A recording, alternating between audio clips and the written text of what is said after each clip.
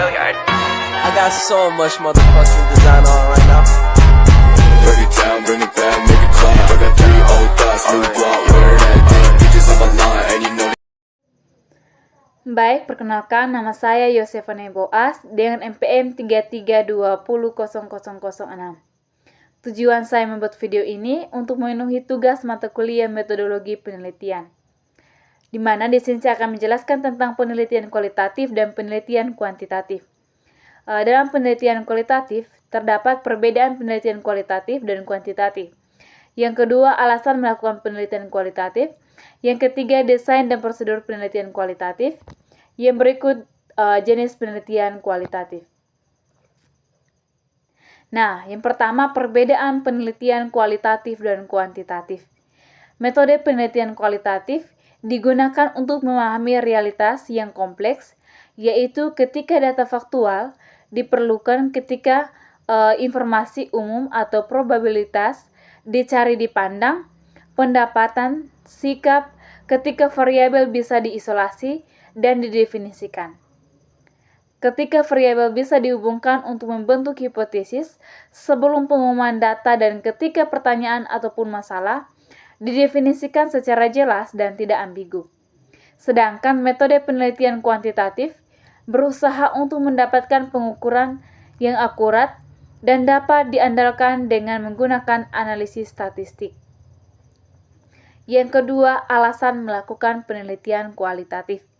Terdapat 3 alasan melakukan penelitian kualitatif, yaitu yang pertama, pandangan penelitian terhadap fenomena di dunia, atau memiliki paradigma interpretif atau konstruktivis. Yang kedua, jenis pertanyaan penelitian. Yang ketiga, alasan praktis. Yang pertama itu pandangan penelitian terhadap fenomena di dunia, atau memiliki paradigma interpretif atau konstruktivis. Penelitian yang berpandangan interpretif akan memilih untuk melakukan penelitian dengan menggunakan metode kualitatif agar supaya mereka dapat memperoleh pemahaman yang menyeluruh tentang konstruksi yang dimiliki oleh orang dalam konteks permasalahan yang diteliti. Yang kedua itu jenis pertanyaan penelitian. Pertanyaan penelitian yang cocok menggunakan metode kualitatif adalah pertanyaan yang fokus penelitiannya pada proses implementasi atau pengembangan program, menekankan pada hasil individual, memerlukan informasi yang mendalam tentang klien, fokusnya adalah pada keanekaragaman antara kekhasan dari kualitas unik yang ditunjukkan oleh individu. Yang ketiga, alasan praktis.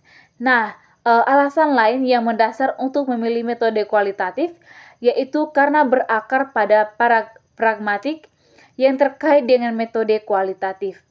Metode kualitatif sesuai dengan 3 kondisi berat, yaitu A.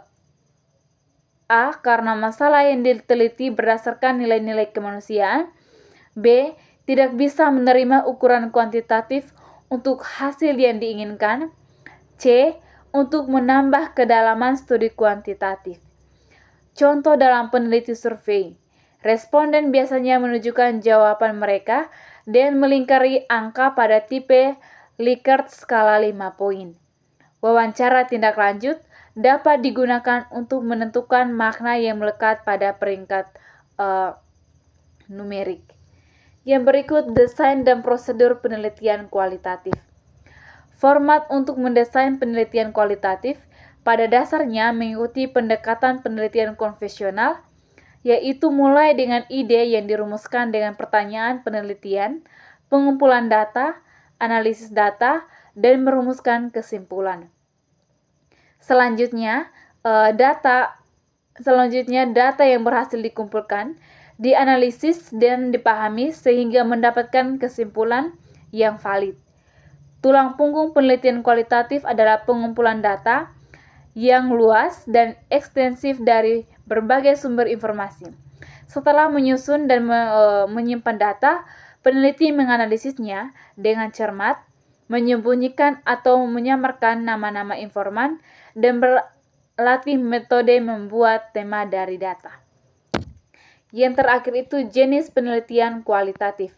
Terdapat jenis penelitian Terdapat 6 jenis penelitian kualitatif, yaitu yang pertama penelitian etnografi, yang kedua penelitian studi kasus, yang ketiga penelitian fenomenologis, yang keempat penelitian grounded theory, yang kelima penelitian naratif, yang keenam deskriptif kualitatif. Yang pertama penelitian etnografi.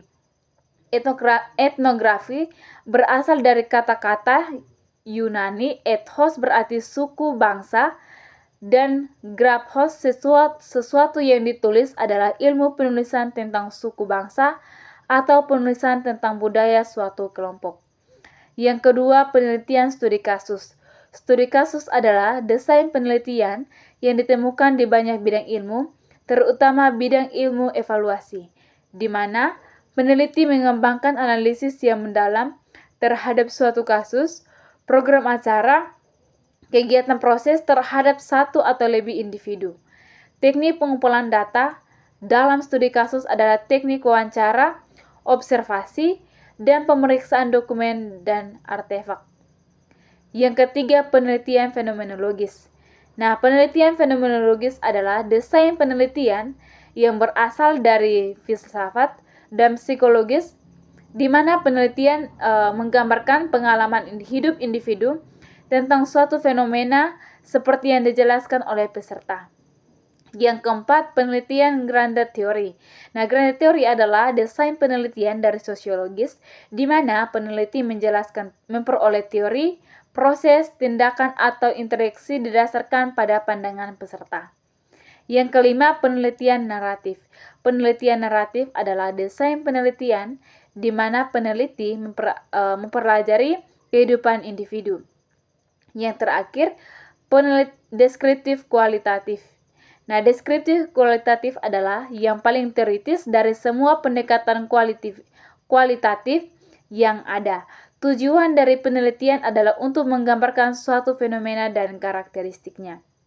Baik, setelah kita mengetahui penelitian kualitatif, di sini saya akan menjelaskan yang kedua itu penelitian kuantitatif.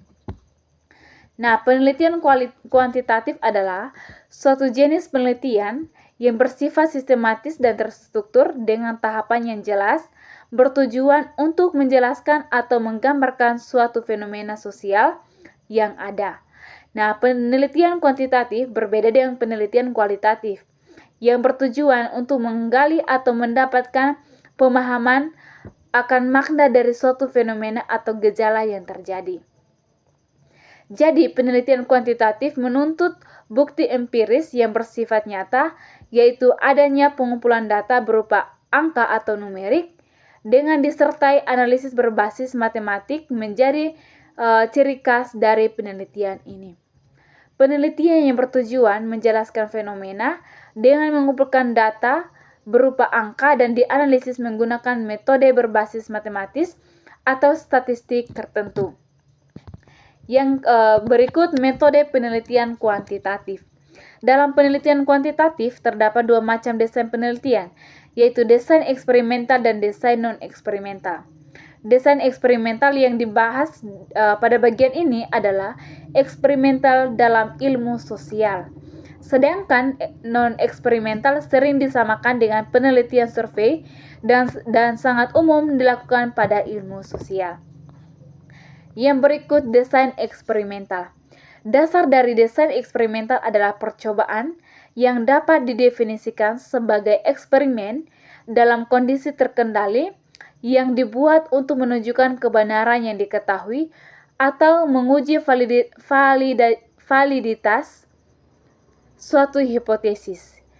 Elemen kunci dari desain eksperimental adalah kontrol yang membedakan dengan desain non-eksperimental pada penelitian kuantitatif. Saat melakukan percobaan atau eksperimen, kita akan mengendalikan variabel-variabel yang ingin diteliti. Dalam desain non-eksperimental, kita tidak mengendalikan pengaruh dari luar. Penelitian dengan desain eksperimental dapat dikatakan sebagai penelitian yang memungkinkan untuk menentukan penyebab perilaku.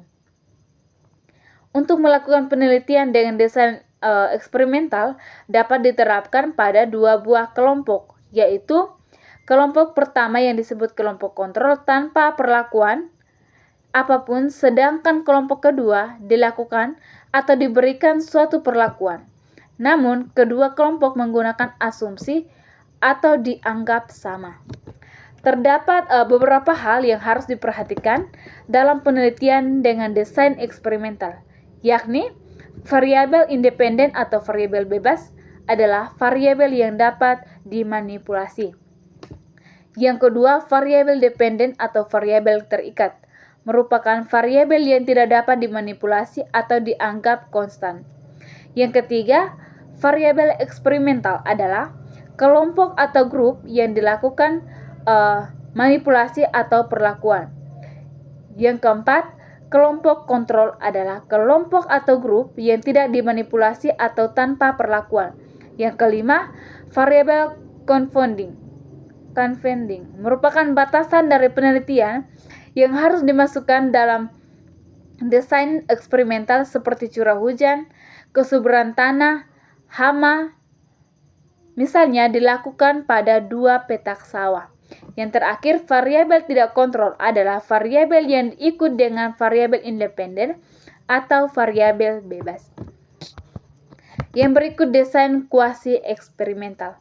Pada desain eksperimen yang murni, penentuan kelompok atau grup sebagai subjek penelitian adalah dengan acak atau random, sehingga didapatkan keserangan kelompok yang memiliki batas acak yang fluktuatif. Penelitian dengan keterbatasan ini biasanya disebut dengan desain kuasi eksperimental atau eksperimental semu. Penelitian dengan desain kuasi eksperimental akan menggunakan subjek secara keseluruhan dari satu kelompok yang utuh untuk kemudian dapat diberikan perlakuan. Jadi, perbedaan utama antara desain eksperimental dan kuasi eksperimental terdapat pada alokasi atau penelitian subjek dalam satu kelompok. Desain eksperimental tradisional atau murni menggunakan atau mengalokasikan subjek ke dalam grup secara acak dengan tujuan untuk menghindari bias. Sedangkan desain kuasi eksperimental berusaha mengalokasikan atau memilih kelompok kontrol yang mirip dengan desain pada desain eksperimental. Yang terakhir, desain non-eksperimental. Yang termasuk dalam desain non-eksperimental adalah penelitian survei, penelitian historikal, dan observasi. Metode penelitian survei merupakan salah satu metode dalam desain non-eksperimental yang memanfaatkan kuesioner untuk mengumpulkan data sebagai instrumen yang utama. Oleh sebab itu, penelitian survei dapat muncul dalam dalam berbagai bentuk yang dicirikan dengan penggunaan isian formulir atau kuesioner atau angket. Nah, dalam penelitian survei, penelitian sering sekali membuat kesalahan pada tahap analisis data, di mana penelitian lupa bahwa temuan survei diperoleh dari hasil distribusi kuesioner adalah berupa kumpulan persepsi atau pandangan individu tentang sesuatu, bukanlah merupakan substansi tentang suatu hal, walaupun peneliti melakukan analisis data dengan teknik statistik yang kompleks seperti analisis regresi atau koreksi.